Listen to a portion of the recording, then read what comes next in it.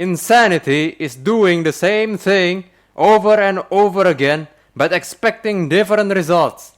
This is one of the quotes that got misattributed the most.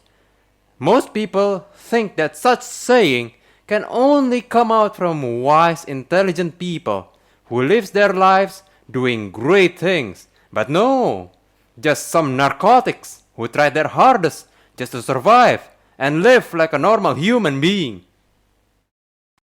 Every time I draw a clean breath, I'm like a fish out of water.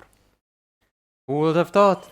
When someone lives by inhaling so much pollution and drugs, they can no longer breathe clean air. Something that should have been refreshing feels painful and suffocating for us. Addiction is nothing but a voluntary madness. After all, it feels so good to forget about the world, to go on an adventure into the wilderness. It feels amazing to feel high up above in the sky and fly into the horizon without caring about anything. I want to feel more. I need more. It's not recovery that is painful. Our resistance to it is what hurts. As we imbibe drugs, our body will build up resistance, which means the same dose of drugs no longer do the same.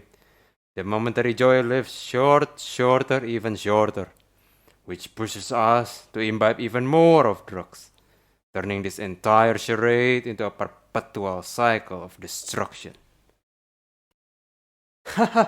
It's hard to spot a spiritual crisis.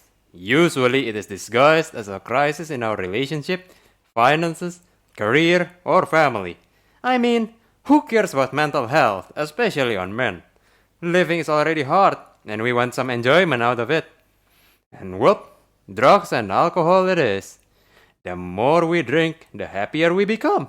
So what's the problem? Our disease involves much more than just using drugs. So our recovery must involve much more than simple abstinence. To put a few as an example, one of them is our social life. Since we are already using drugs, we no longer associate with healthy people. We both can't afford it and we don't want to hear their helpful advice. Another example would be simple economics. We spent our salary and life savings for more drugs. What a surprise, huh?